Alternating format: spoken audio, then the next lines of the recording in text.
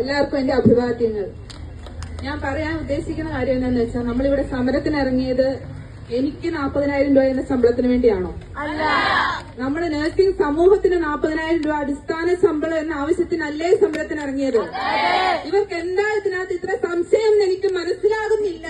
Caritas ഹോസ്പിറ്റലിന് എന്റെ ശമ്പളം ഞാൻ എത്രയാണെന്ന് എപ്പോഴെങ്കിലും ഞാൻ അവരോട് പറയാതിരുന്നിട്ടുണ്ടോ? ഓരോ മീറ്റിംഗിലും ഇവരുടെ കാല് പിടിച്ച് സമരം ഇല്ലാതാക്കാനും പറഞ്ഞിട്ടുണ്ട്. അപ്പോഴൊന്നും ഇവര് പറഞ്ഞിട്ടില്ല. 40,000 രൂപ എന്നോട് ചോദിച്ചു എനിക്ക് എത്ര ശമ്പളം ഉണ്ടെന്ന്. ഞാൻ പറഞ്ഞിട്ടില്ല ഇവരോട് എന്നോട് എനിക്ക് 40,000 രൂപ കൈ കിട്ടുന്നില്ലെന്ന്. എന്റെ ശമ്പളം എത്രയാണെന്ന് കറക്റ്റ് ആയിട്ട് ഇവരോട് എല്ലാം പറഞ്ഞിട്ടുണ്ട്. ഞാൻ അപ്പോഴും ഓരോ പ്രാവശ്യവും പറഞ്ഞു, എനിക്ക് വേണ്ടി മാത്രമല്ല ഞാൻ ഈ സമരത്തിന് ഇറങ്ങുന്നത്. ഞാൻ 650 രൂപ എന്റെ കയ്യിൽ കിട്ടി. 18 വർഷം മുമ്പ് ഞാൻ പഠിച്ചിറങ്ങുമ്പം എന്റെ കയ്യിൽ കിട്ടിയത് 650 രൂപ. 950 രൂപ മെസ് ഫീസ് കൊടുത്തിട്ട് 650 രൂപ കൈ കിട്ടിയ ഞാൻ അപ്പ അനുഭവിച്ച ബുദ്ധിമുട്ടുകൾ ഇനിയുള്ള സമൂഹം അനുഭവിക്കാൻ പാടില്ല.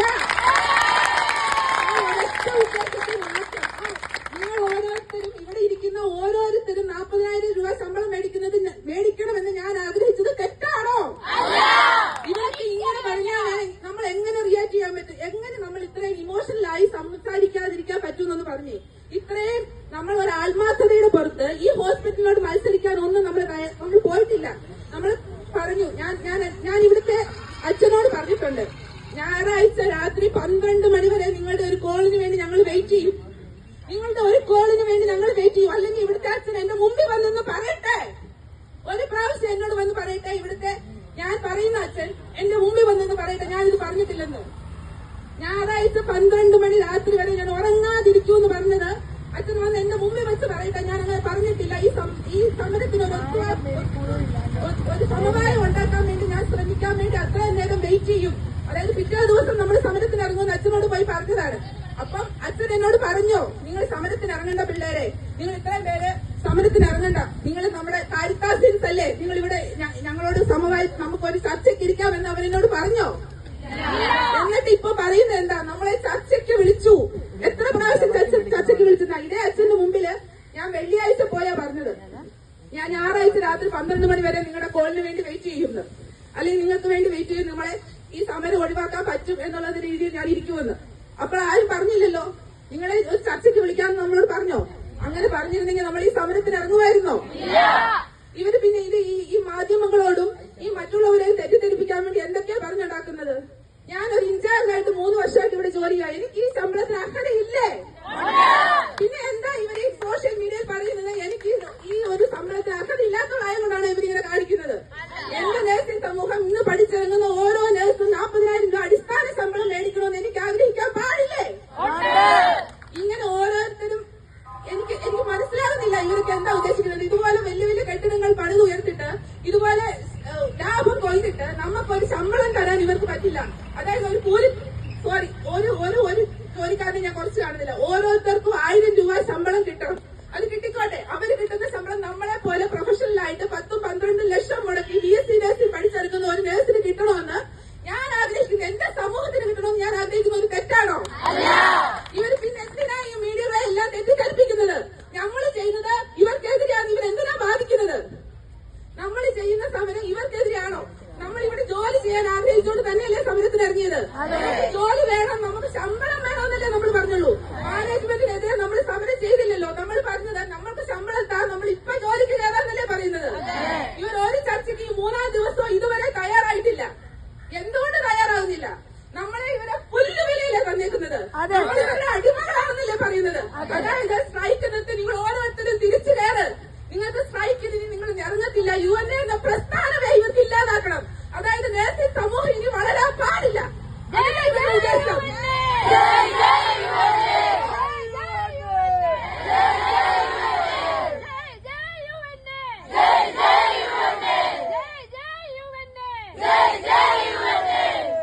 എല്ലാരും പണ്ടുകാലത്തെ പോലെ തന്നെ, അതായത് പഴയ തൊഴിലാളി സമരങ്ങളൊക്കെ പരാജയപ്പെടുത്തിയിട്ടുണ്ട്. അവർക്ക് ജയിക്കണം. അതുകൊണ്ട് ഞങ്ങൾ കൂട്ടിയിടും. അതായത് ഇപ്പൊ എന്നാ ഒരു വ്യാപാര സ്ഥാപനം അല്ലെങ്കിൽ ഈ കയർ തൊഴിലാളികളൊക്കെ ഈ വൈദ്യുതി അങ്ങനെയൊക്കെ സമരങ്ങൾ നടക്കുമ്പോൾ അവർക്ക് ജയിക്കാൻ വേണ്ടി അവരത് കൂട്ടിയിട്ട് തൊഴിലാളികളെ തോപ്പിക്കും. അതേ മനോഭാവമാണ് ഇപ്പൊ ഇവിടെ കാണിക്കുന്നത്.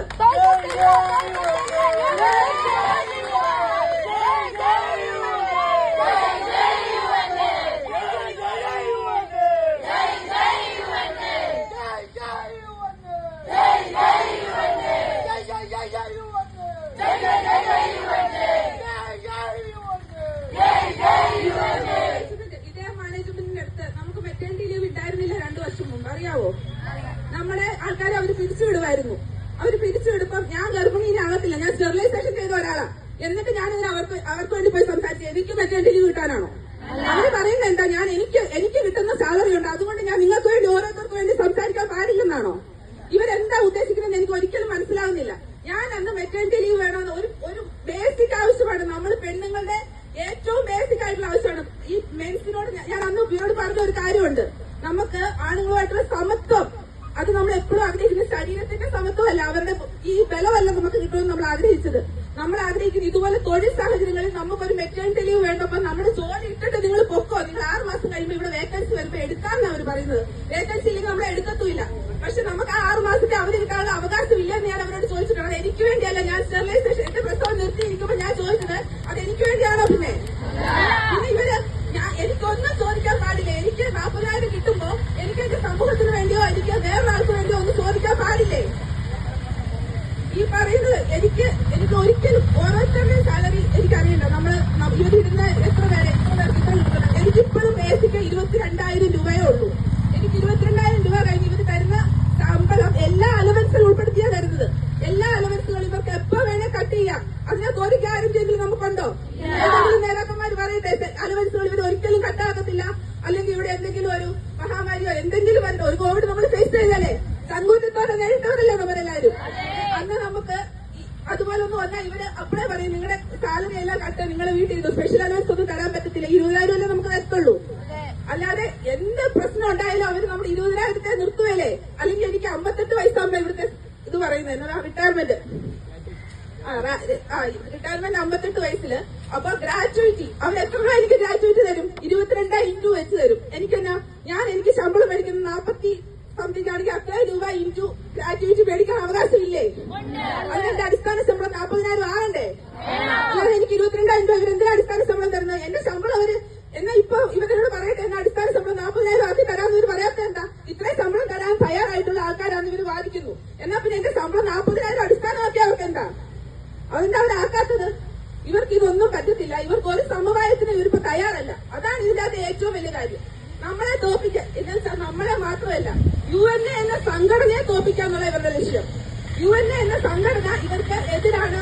KCH അല്ലെങ്കിൽ ചായ് പോലുള്ള ആൾക്കാർക്ക് എപ്പോഴും ക്വസ്റ്റ്യൻ ചെയ്യാൻ ഒരാളുണ്ട്, അല്ലെങ്കിൽ തൊഴിലാളികൾ അടിമയായിട്ട് നിൽക്കണമെന്ന് ആഗ്രഹിക്കുന്ന ഇവരുടെ മനോഭാവത്തെ ക്വസ്റ്റ്യൻ ചെയ്യാൻ ആളുണ്ടെന്നുള്ളത് ഇവർക്ക് അംഗീകരിക്കാൻ പറ്റുന്നില്ല.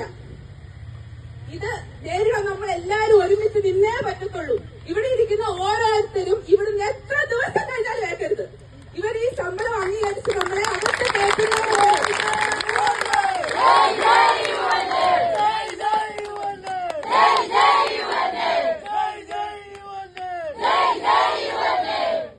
നമ്മൾ എന്താണേലും ഇറങ്ങി തിരിച്ചു. നമ്മൾ ഇത്രയും പേര് ഇവിടെ എത്ര ദിവസം ഇരുന്നാലും ഏക്കത്തിൽ നിന്ന് വാശിയോടെ ഇരുന്നാൽ ഇവര് നമ്മുടെ മുമ്പിൽ തോറ്റ് തന്നേ പറ്റൂ. അതിന്റെ പേര് നമുക്ക് ഇപ്പൊ നമ്മളെ പ്രഷർ ചെലുത്താനും ഓരോ ദിവസവും ഇട്ടുകൊണ്ടിരിക്കുക. നമ്മളെ ആരും അവര് കാരിത്താസിന്റെ നമ്മളെ പുറത്താക്കുമെന്ന് പറയുന്നുണ്ടെങ്കിലും ഗ്രൂപ്പുകളിൽ നിന്നൊന്നും പുറത്താക്കുന്നില്ല. എന്നിട്ട് അവര് പീഡന മെസ്സേജുകൾ ഇട്ടോണ്ടിരിക്കുക.